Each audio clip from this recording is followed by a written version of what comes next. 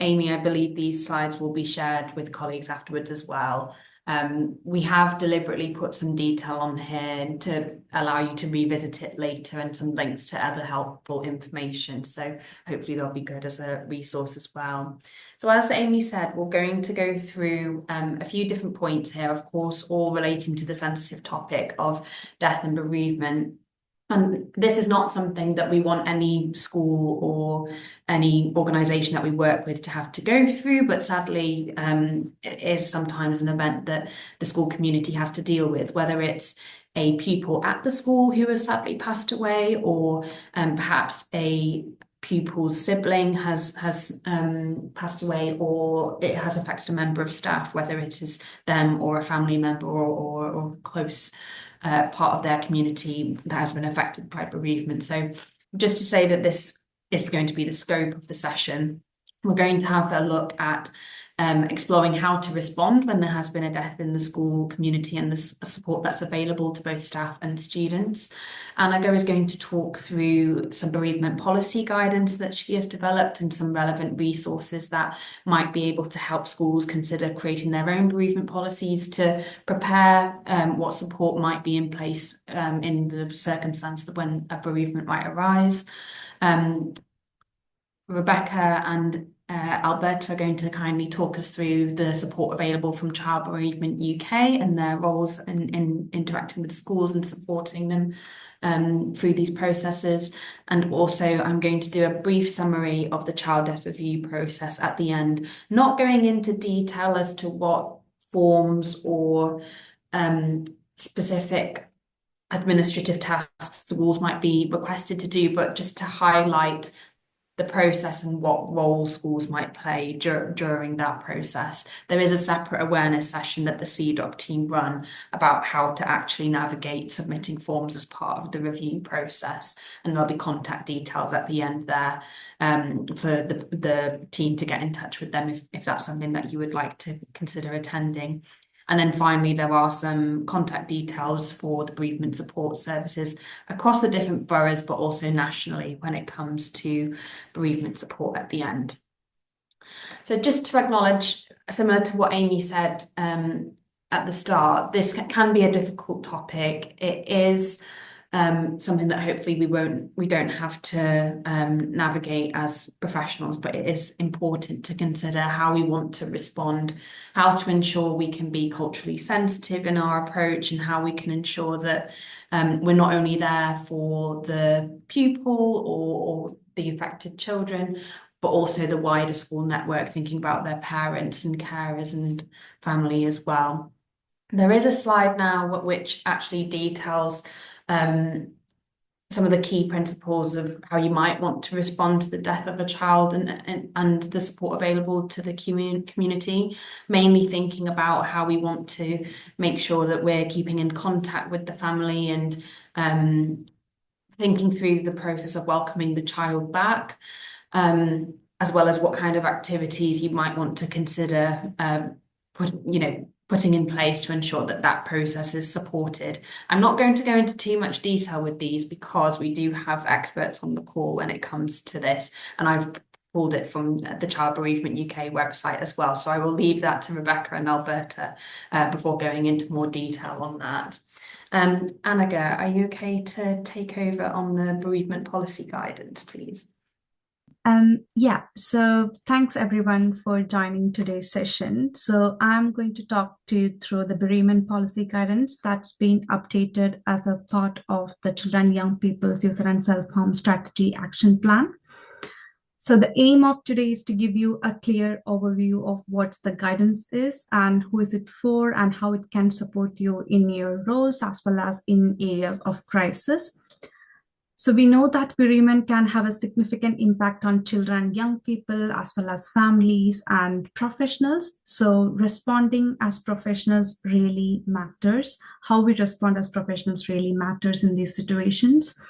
So today is all about helping you feel more confident, prepared, and supported in responding to grief and loss within your settings. And I just also want to say that I'm not going to take you through the full guidance document today. So we'll be sharing that with you after the session. But what I'll be doing is to give you a really clear overview, just of the key points, so you understand what it covers and how it can be used in practice. So coming to the purpose of the guidance, sorry, Kiana, can you just, yeah. So this bereavement policy guidance is really about helping organizations that work with children and young people to respond in a sensitive and effective way where there is a death, grief, or a loss. So what we are aiming to do is to support settings to develop a clear bereavement policy and procedure so that everyone know what to do and how to respond.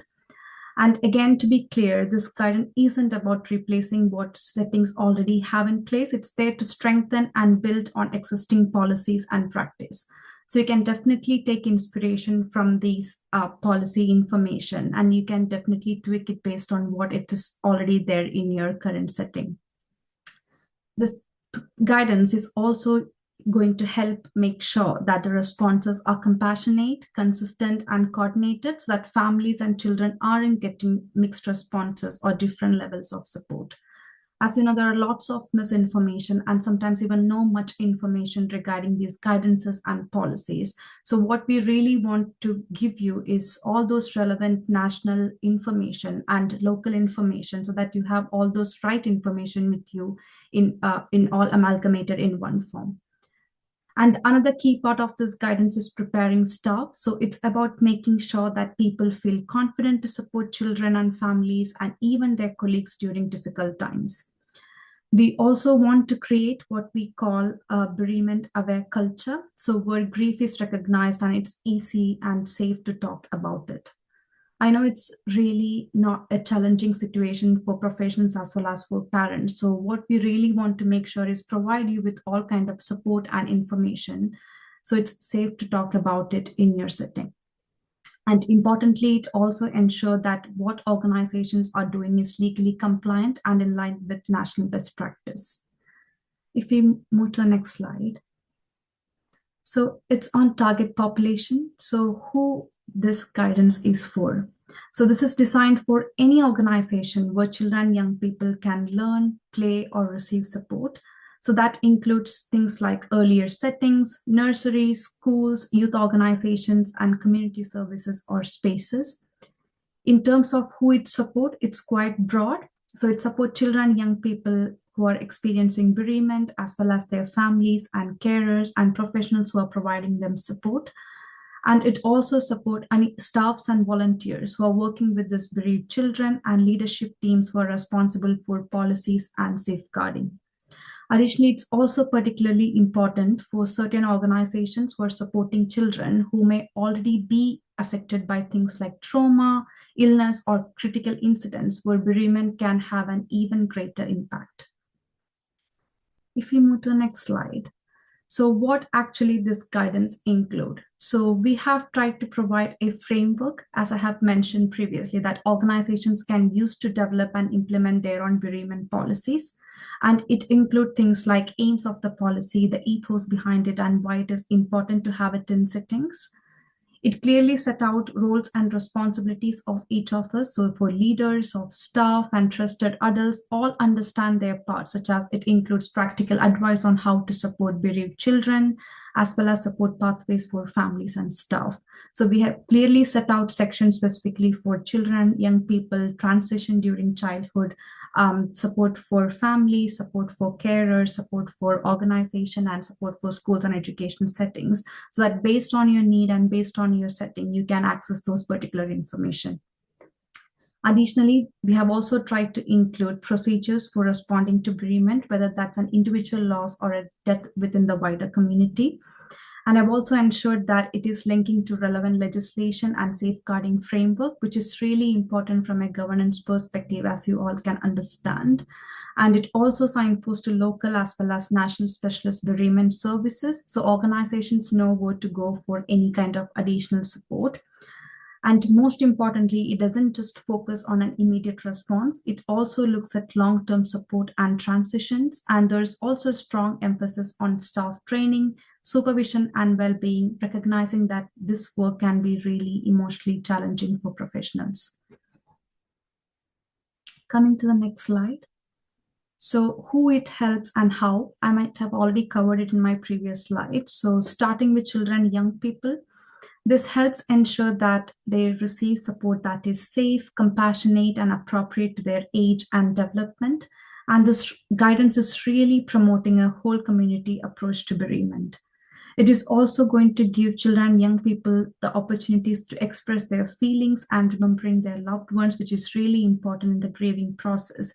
And it also helped them access support that's through trusted staff and adults were needed specialist services as well. But it would be all based on their needs, so that is mild to moderate or moderate to severe specific need. For families, it means that clear communication and a stronger partnership working with the setting is available. And they're also signposted to bereavement and mental health services, so they are not left trying to navigate things on their own. As you can all understand how it is really linked with mental health, suicide, and self harm. So we really want to start providing them that kind of support services. In regarding to staff and organization, as I have mentioned, this guidance is going to help build them confidence in responding to bereavement, and it also provides them clear procedures and support pathways so they know what to do and how to support. It clearly is also recognizing the importance of supporting staff. So, information regarding training, supervision, and well being support we have embedded in this guidance. So, overall, it clearly recognizes and it really does help settings provide responses that are consistent, informed, and compassionate. If we move to the next slide. So coming to my final slides, it's regarding sample letter for parents. So the same letter have included in the guidance as well. So this is for professionals or any educational settings or community settings they can use when communicating the news of bereavement or issues with parents. So this is really helpful because it gives a clear, sensitive way of sharing information following a bereavement or a significant incident. It clearly ensures that the communication is appropriate, consistent, and supportive, while also giving families the information they require that need to know. I'm sure settings can definitely adapt this letter to suit their own context, but what we really feel is it provides a really strong starting point so that staff aren't having to start drafting something from the scratch in what can be a difficult situation for them as well. So, yeah, so that's the main things that we wanted to discuss with you regarding the bereavement policy guidance that we have developed. Any questions from anyone?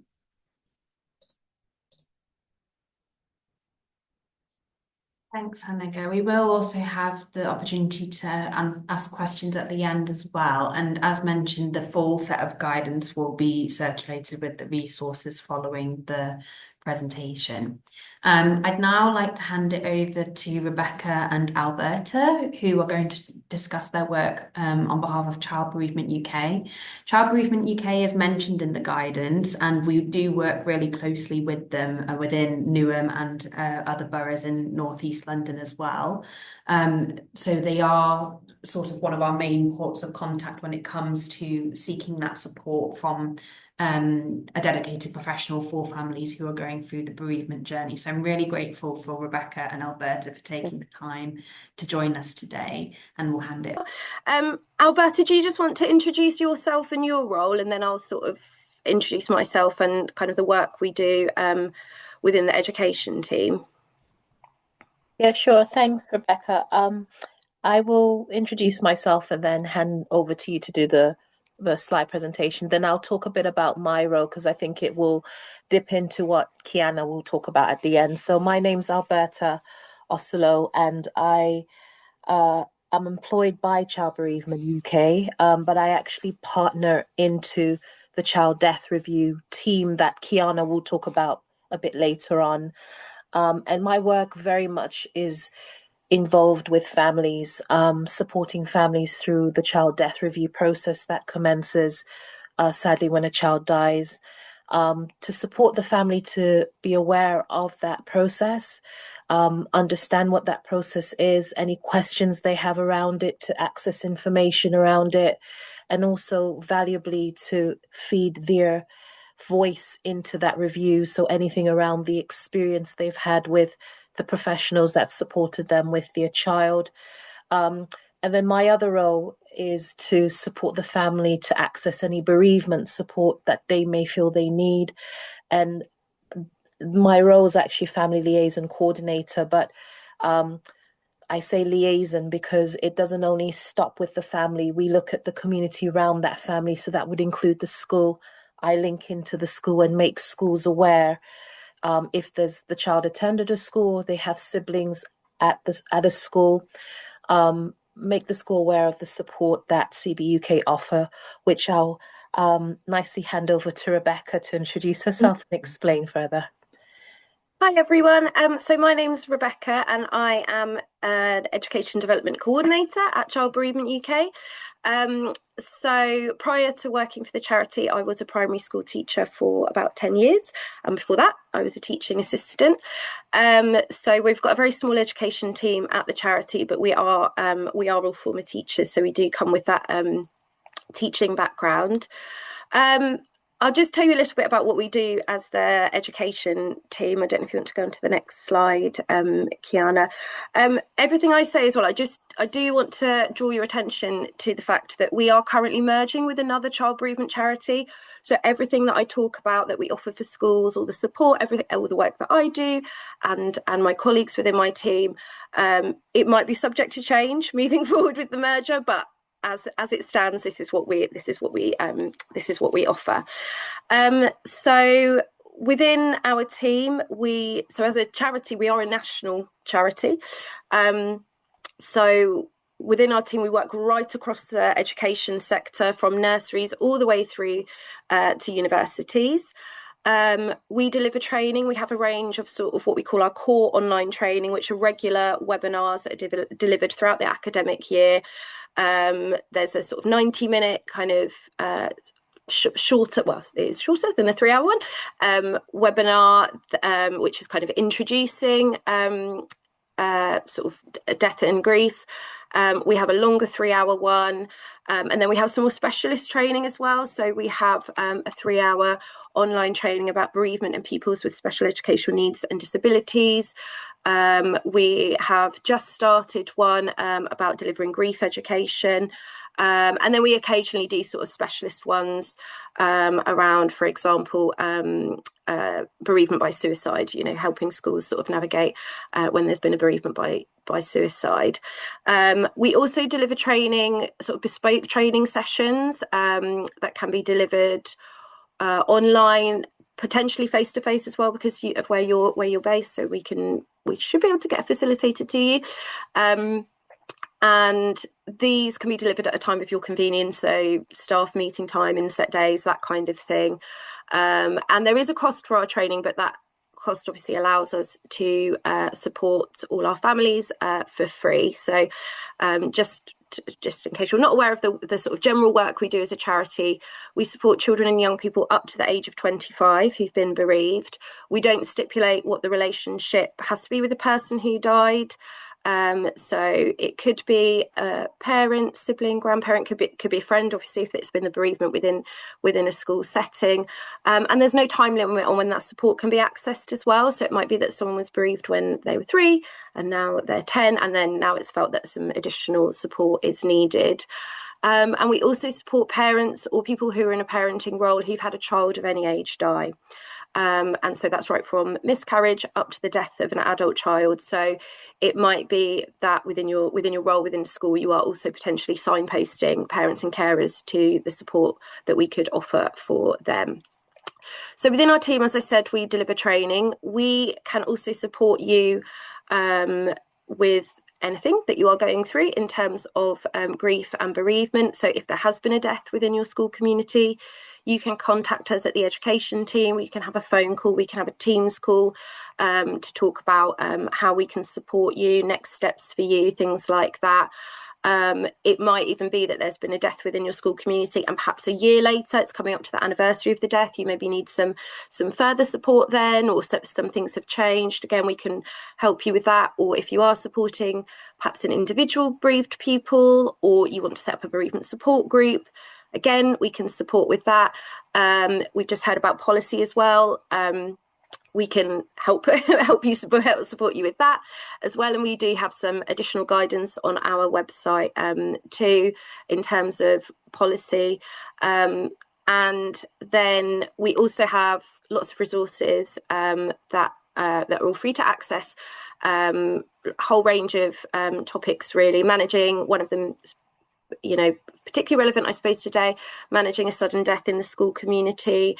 Again, we also have a resource specific to bereavement and pupils with SEND, and then a resource called supporting a bereaved pupil. I mean, they sort of do exactly what they say on the tin there.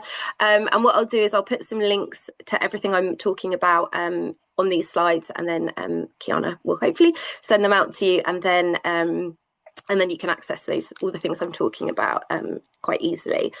And I'm really pleased as well that we've already heard that phrase, bereavement aware culture, because that is something that we talk about a lot at Child Bereavement UK. So yeah, if you go on to the next slide, please. So as I said, we offer a whole range of training, and the training that we deliver to individual settings, we obviously have core content, some of the key messages we think it's really important to share, but we can tailor that to your needs. So if you are a specialist setting, we can adapt the information to be more relevant to that. Or perhaps if there has, as I said previously, there's been death by suicide, we can tailor the content to kind of consider that as well. So we can work with you on what that will look like. We know that bereavement training is not something that happens very often, if at all, in schools.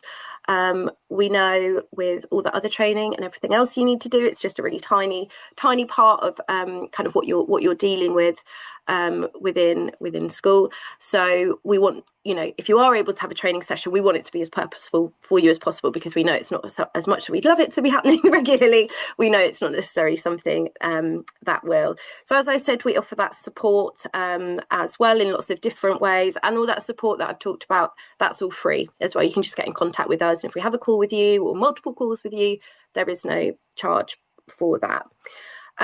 Another thing that we offer is support with grief education. Now, this is something we have been advocating for a really long time. So we were really pleased with the updated curriculum guidance that came out in the updated RSE guidance that came out in July last year, because grief education is now part of the statutory curriculum guidance, and that's coming in September 2026, next academic year.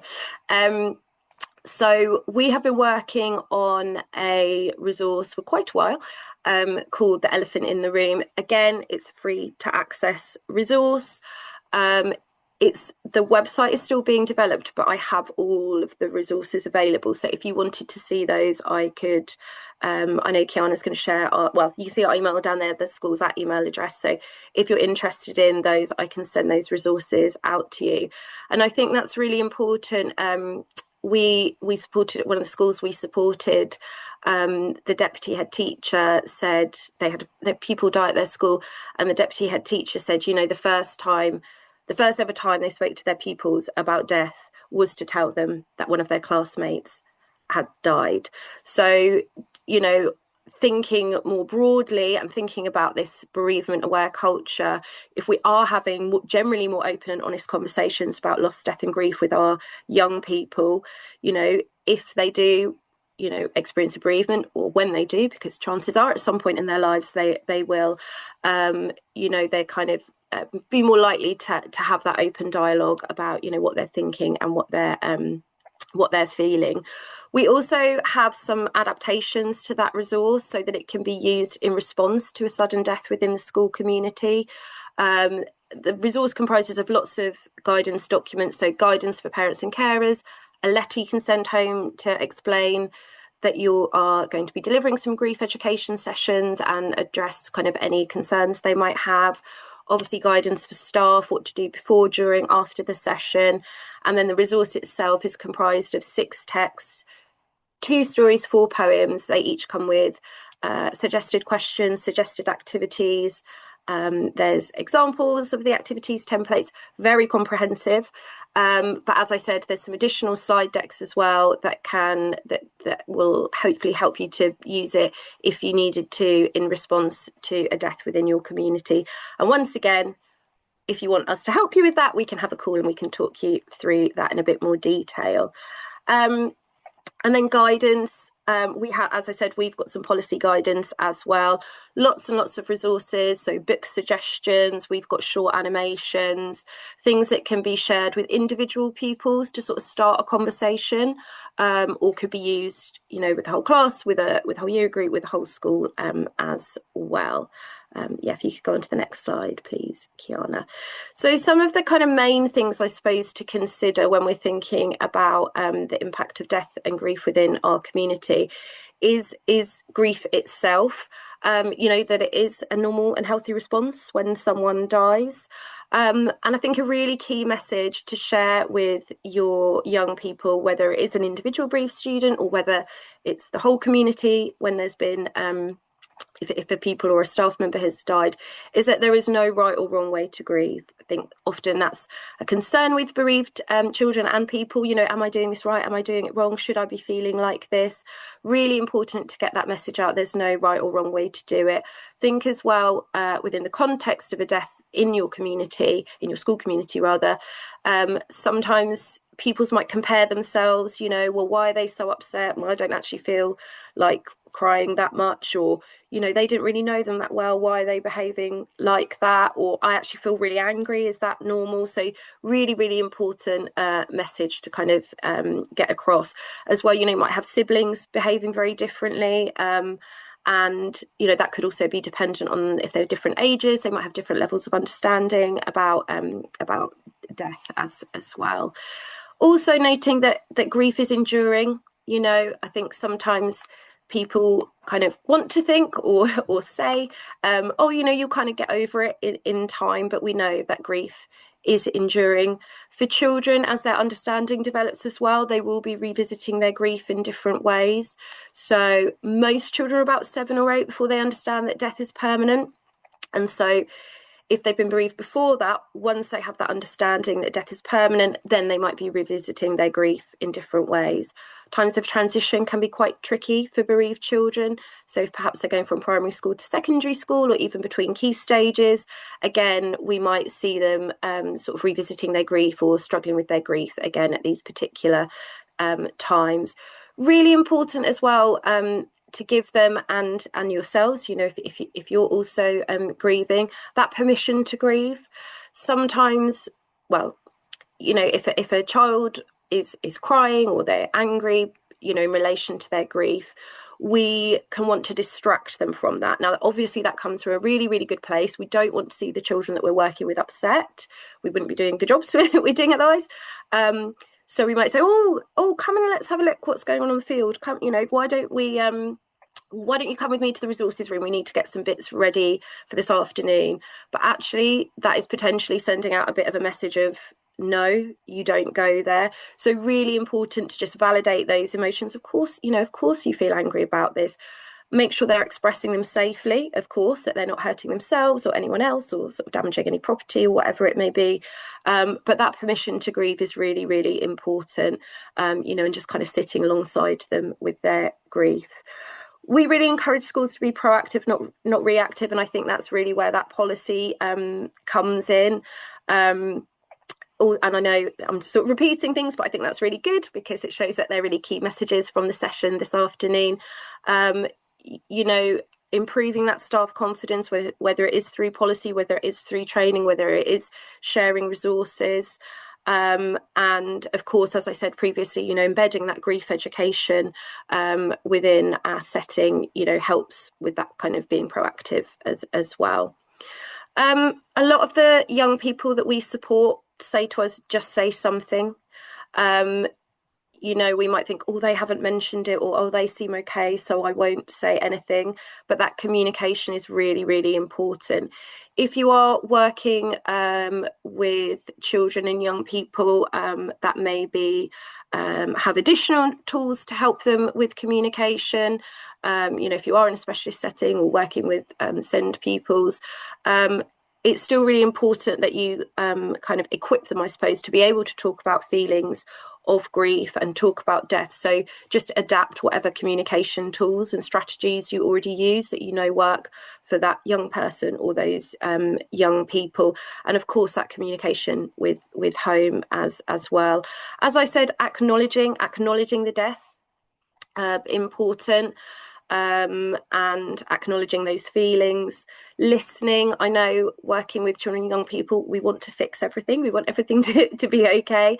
But actually, sometimes it's just about sitting and listening, and kind of understanding in yourself that you can't fix it. You obviously can support them, but you can't change what's happened. And really important as well, and I think that's partly where policy can help and where those template letters can help, grief education can help, is using clear language. We always encourage people to use the words dead, death and died. There's lots of sort of euphemisms and things like that sort of surrounding the topics of death, but often if that clear language, clear explanations aren't given to children, can lead to quite a lot of misconceptions, and often the sort of reality that they've created in their mind, not the reality, what they've created in their mind is often far scarier than the reality. So in terms of supporting your young people and your colleagues, choice is really, really important. So at a time, when you're bereaved, everything can feel really, really out of control. So offering choices can be really helpful, not making assumptions about what they might need or a particular support strategy might work, but saying, I think we saw this on one of the earlier slides that you shared right at the very start, Kiana, about, it might be that you say to them, would you find it helpful if you had a little card that you could pop on your desk as a sort of non-verbal signal that you maybe needed five minutes outside of the classroom? That choice is really, really important. So it is good to ask your pupils what they need, but giving them choices is good too, because if you said to them, anything you need for support, just let us know, we'll do anything, they might not actually know what that would look like. And of course, reviewing those things as well, reviewing those strategies. Something might work at first, then it might not. They might say, no, I don't want any help. Actually, a little bit later down the line, they do. So important to review that as well. And of course, adapt everything to their needs, to their interests. If you are kind of working one-to-one with them or with a group, sort of tapping into their interests. So if you want to remember someone, for example, that's died, and you've got a child or a group of children who really like music, you might say, okay, well, let's make a playlist of songs to remember that person, or reminder, or the songs that person likes. So just, use your own professional judgment. Your children really, really well, so kind of adapt it to them. Also thinking about the peer group and the family. So there's some information from the NICE guidelines that shows us most bereaved young people, if they get a supportive response from their existing networks, they don't actually need any additional support. It's not saying if they do, you haven't done enough. Of course, that's not the case. And we often say, bereaved young people, they don't need a bereavement expert. They just need someone to listen and someone who cares, which is, of course, what you all do. It is often just about staff confidence and people worrying that they're saying the wrong thing. But that's why starting those conversations is so important. Using the peer group kind of as a if you've got an individual bereaved people, perhaps using the peer group as an extra kind of tool. I know it sounds weird to describe them like that. Because if we think as adults, do we know what to say when we've got a friend who's bereaved? I work for a bereavement charity. I don't always know what to say, don't always get it right. So expecting children to know what to do and say is maybe a bit of a big ask. So, getting the peer group together, obviously really good communication with the family, and you're quite well positioned as well to support the family. Signposting might seem like quite a small thing, but it can make a really, really big difference. So if there is a family that's bereaved and you're kind of saying to them, or there is an information about this local organisation or this support you can access. Would you like that information, or would you like to come in and we can call them together? That can make a really, really big difference. And of course, creating that safe space for your young people, for your families, which I know you will. And also really important to consider is yourself and your well-being.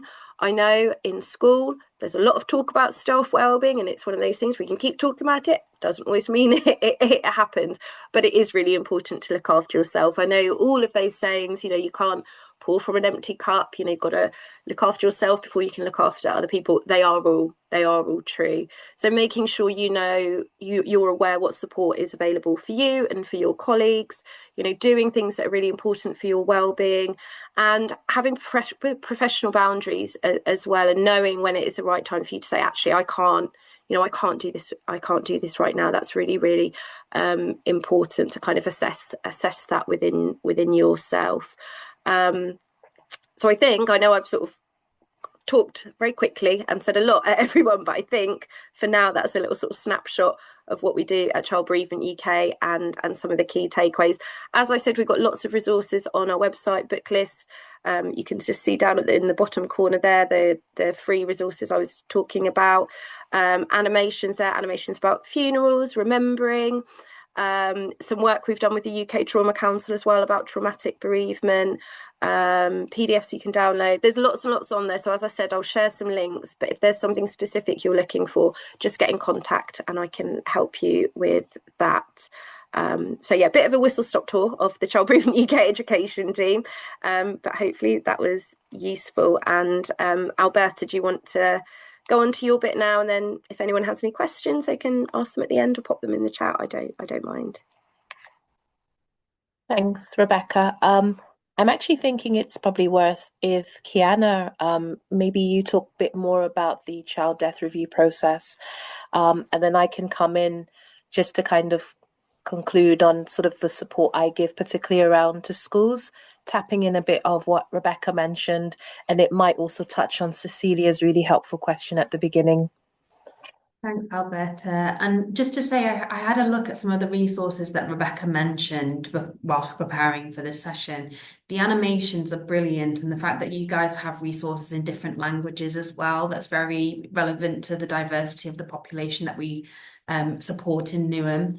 And I really hadn't thought before about how to explain a funeral to a child, or what is a cremation, or what is the animations and the resources really don't leave a stone unturned, and I think they're really thorough in terms of going down to the basics of what do even these words mean.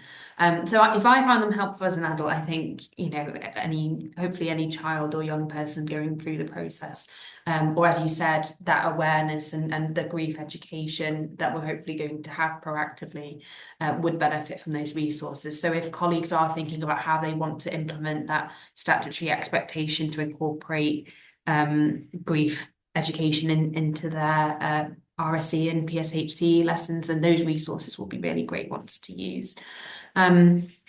As Alberta mentioned, there is this child death review process, and that is a statutory process that we as a borough have to fulfil for every child up until their 18th birthday. So if anyone under the age of 18 passes away, their death has to be reviewed. And the aim of this is to firstly ensure that families are supported throughout the process. You might think, sometimes if there's a road traffic accident, for example, then the police might be involved. There might be so many different people and organisations involved in reviewing this process, and ensuring that family is supported throughout their grief and throughout navigating an inquest or any event that happens following that child's death is really important, and Alberta will expand on that shortly. But from the Child Death Overview Panel, or CDOP perspective, we want to make sure that we have an understanding of the cause of and contributory factors to child deaths in this area. That enables us to spot patterns. For example, if we're seeing children in a specific geographical location passing away, or if we're seeing children of a similar age group dying as a result of similar causes. That would then prompt us to be able to do further investigations and make sure that any changes that can be made are put in place with the aim of preventing future child deaths. Those modifiable factors that we identify go through a process of an initial child death review meeting and then a final child death overview panel. And these are finalised and shared nationally through the National Child Mortality Database. And overall, the aim of this is not to assign blame on anyone. It's not the case of saying that this particular doctor's care was not sufficient for this child, for example. That's not the aim of this process. Whilst it can contribute to the identification of medical negligence where it has occurred, the overall aim is not to assign blame, it's to learn those lessons from the discussions around the circumstances of the child, what led to them being in a vulnerable position or what led to them sadly passing away. And then once we have those learnings and any relevant data, we can share that information locally with police, for example, or with the London Ambulance Service or with the London Fire Brigade. It's the CDOP's duty to make recommendations to organisations where improvements can be made, because sometimes it's the case that absolutely nothing could have been done differently for this child and it would have still resulted in that child's death. But that, at least in my role, I find that quite reassuring that nothing more could have been done and that they were supported in every possible way. But overall, I think every time that I go to a panel or a review, I'm reminded of the importance of that multidisciplinary partnership and the contributions that different teams can make, not just to the child's care, but also that in the aftermath of a death, that support. And that's where I think the role of the school can be really important, or the education setting. This is where a child might be spending the majority of their days. It might be somewhere that a teacher might know something about that child's mentality on the lead up to their death, or their circumstances within the family on the lead up to their death. And it's where, perhaps a child was in hospital and the care team surrounding that child can provide an insight into what led to that child's death. But equally, we look at all the circumstances around the child, and that includes their social networks, it includes their family, it includes their housing.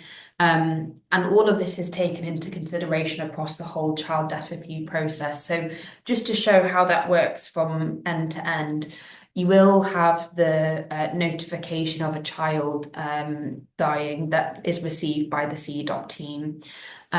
Throughout this process, they will get support from the family through various means, and particularly a key worker like Alberta, for example. But operationally, what we do is there will be the notification submitted normally by the doctor that has been involved in the child's care, and there will be immediate decision making as to what kind of review this child's death needs to undergo. For example, when a death is unexpected, that takes a slightly different route, and sometimes it requires some additional meetings to identify if there was any immediate threats or causes that need to be addressed, especially if that child was previously healthy. There's the investigation and information gathering period. That this might include a police investigation, it might even include an inquest.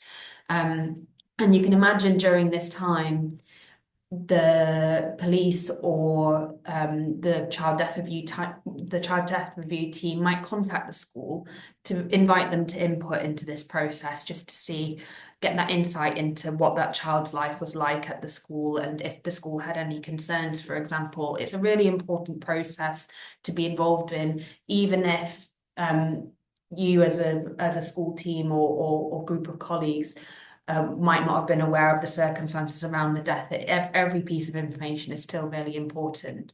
And this is gathered in preparation for the child death review meeting, where the case is analysed, reviewed by a designated doctor or a designated nurse, and then it's presented at a child death overview panel with those contributing factors or modifiable factors that were identified. And ultimately, that data gets shared with the National Child Mortality Database, who write national reports on the data across all of London, for example, or across all of England. And then they also create reports on themed cases that they receive. So they'll be able to talk about nationally what's happened in relation to accidents, what has happened in relation to road traffic incidents or window safety and things like that. For example, those are some of the reports that they've done recently, asthma being another report that they've done. So the ensuring that local learning is as accurate and all-encompassing as possible is really important, but so is the support that families get during this process. As you can imagine, if a family is told that they're going to have to go through this process of their child's death being reviewed, it can be quite a difficult process. And also, I think sometimes people don't realise how long this can take, unfortunately, due to the post-mortem needing to be carried out, or if there are police investigations. We're not talking about a matter of weeks here. You can be talking about months or even years. So that's another thing to keep in mind in terms of what kind of support you might be offering as a school, or when you might get requests in relation to the child death review meeting. It might be several months after the event. So that's just something to keep in mind in terms of how long the process can take. Alberta, did you want to expand on the support for the family? Yeah, sure. Thanks, Kiana, for that. So, in terms of what the support looks like, initially when the notification, so the child death review team gets notified about a death that's happened either from a medical professional or GP, etc. I also get notified because I have access to the same system. And normally what I try to do is make sure that the family is supported. And that can look like different things because the family might already be getting support from the hospital. They might be getting support from the GP. Normally, if the death happened in the community, so didn't happen in a hospital, that's where you tend to find gaps. But sometimes there might be some support put in place by the police. So what the first sort of steps is to identify what's around the family. And this is where schools come in as well, because some cases schools have been a great support to the family, especially if there are other children, siblings that are bereaved. The school sorts of supports the family with how they pick up the children, and also sort of, check in with the family. So normally if there is support around the family, I tend to tap into whoever's already supporting the family, because the last thing you want to do to a grieving family is overwhelm them more with people coming in to offer support, which may seem okay, but when there's that layer of grief, is not always okay to process. So in that case, if let's say a social worker or health visitor or a school person or medical person is supporting, then normally just pick up on what support's been offered. And if they feel, and then they tend to guide me as to when it might be best for me to actually direct the family. And they normally would tell the family about my support and check in the family. It's okay to get that support. Cases where there is a gap, I tend to link in the family directly, explaining my role, explaining the child death review process very sensitively, and also making them very aware of the opportunity to feed back into the review. Some do, some don't, which is completely fine either way. And then also just making sure that they've got bereavement support around them, or they are aware of bereavement support options, because quite a number of families have friends and family around them. And particularly that's key for vulnerable families. We've had quite a few families where there's either a single mom, or I think mainly single moms, or there's been domestic violence already, a history of that, or some sort of safeguarding concern that makes that family even more vulnerable. Very much do quite a lot of check-in phone calls with the family, occasionally do meet the family in person, though my role is particularly phone-based, home-based working, but there is that option to meet the family. So pretty much that's, I think, a snapshot of what I do, just to sort of pick up on that point, Kiana. I think it's also worth highlighting, Alberta, the difference that your role makes to families, and we gather that through the feedback following their experience with the service. Many families talk about how they were really unsure how to navigate this, and nothing prepares them for being able to go through this experience. And they'll say that Alberta or the Child Death Review nurses like Anna Bray and Margaret, they are all named by families in their feedback, and it really highlights the value of the role that you bring to this process, because I think if you weren't involved, it would just be so bureaucratic and it would risk being really administrative when that's not the aim.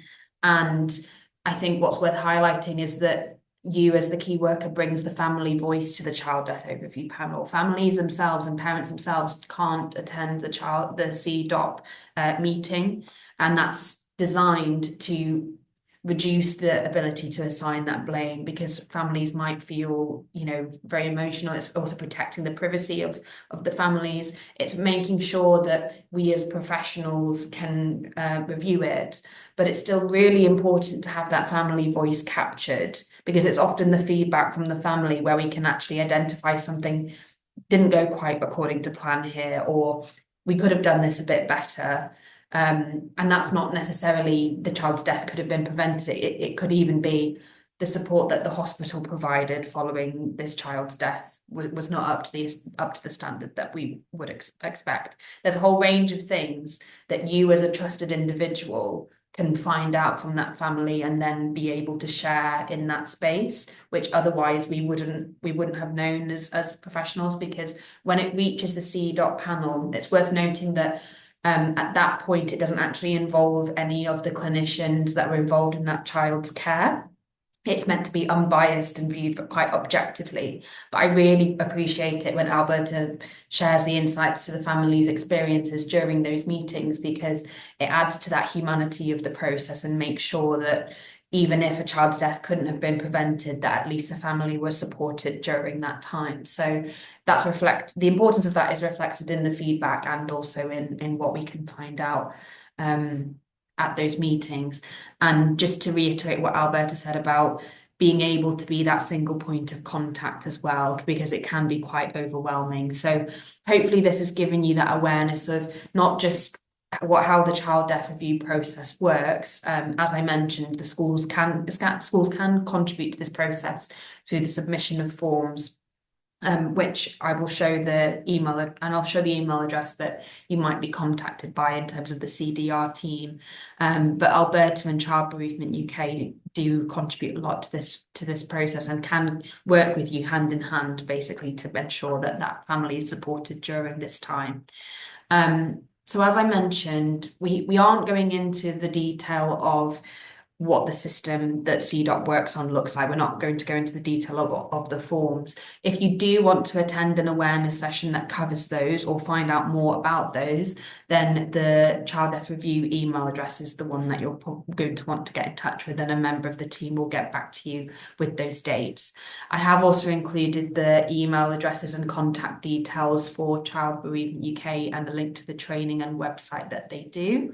And we've got some national other sources of support for with various websites there that I pulled from Annaga's bereavement policy.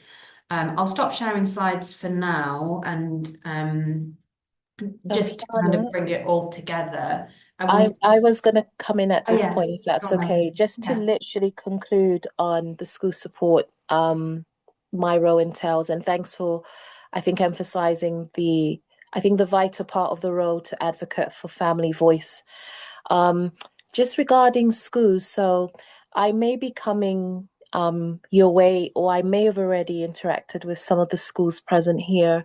If a child had died, sadly, and either the child attended your school, or the child had siblings at the school.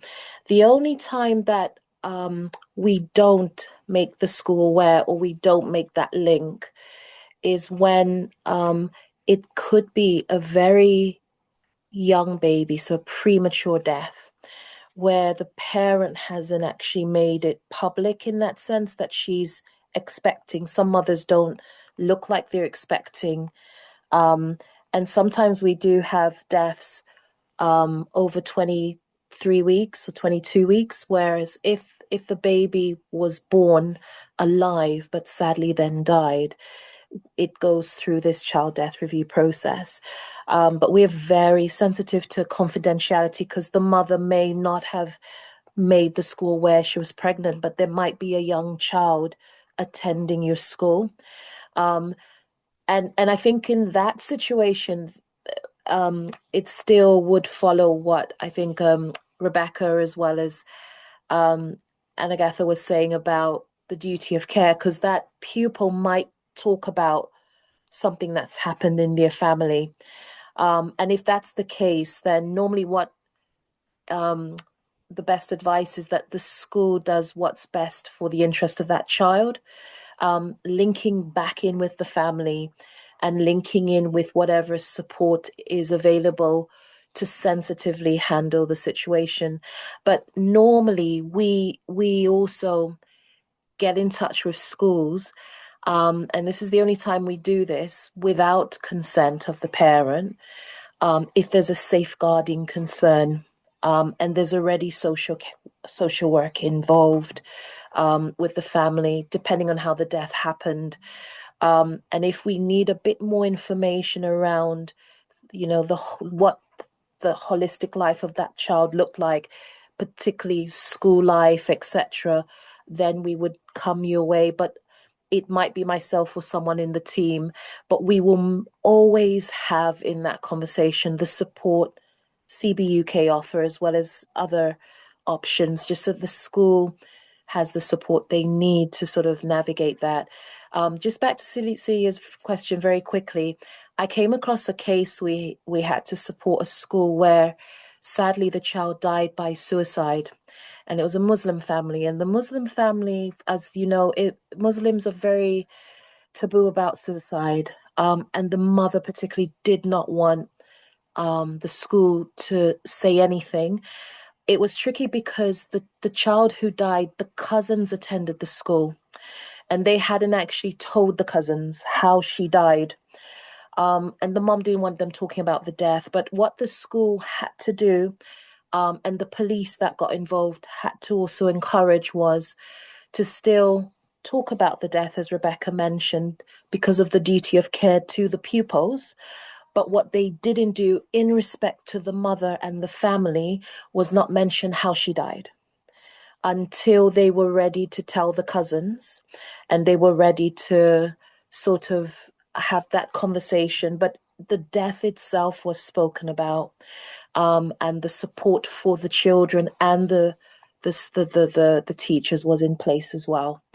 So I'll stop talking there. I'll hand back to yourself, Kiana. Thank you. Robert, I think it really highlights how even with these resources and the support from Child Bereavement UK are designed to support as much as possible and proactively make us think about what we can do in circumstances like this. But the reality is that every single case is different and has its own unique circumstances and has its own unique expectations about what the people around the child or young person might need to do. I think just highlighting, of course, we have our duty of care, we have those safeguarded concerns, but also not to put that pressure on ourselves to think about doing this the right way or the wrong way. And just as I suppose as a final reflection, I experienced a bereavement of a friend when I was 16 years old. So I was in secondary school at the time. And one person who really stood out to me during that time was my form tutor, because I spoke to her about it and I was the person to also talk to her about it because I was that close to her and felt that I wanted to let her know.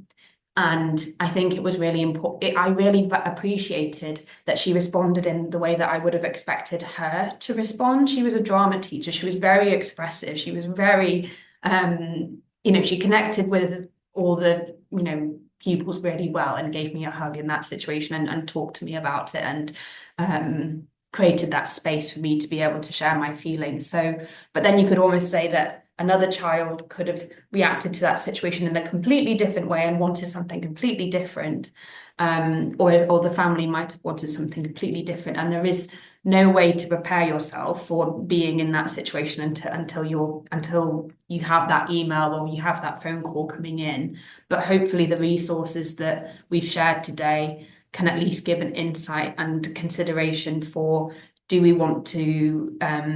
do we want to talk to children about death when it comes up in conversation or when it's a topic that we have to cover in a PSHCE lesson, what resources might be helpful, like the animations and translated materials from Child Bereavement UK. Do we want to have a school bereavement policy, as Anaga shared, and to have those resources at the ready for any teacher that might come across a circumstance like this, because whilst there is no way to prepare emotionally, professionally, you can have these points of contact and resources available to you in the circumstance where it happens. I'll hand it back to Amy if that's okay, because I think we've got time for some questions now, if anyone does have them. Thank you, Kiana. I'm going to stop the recording there now. Thank you.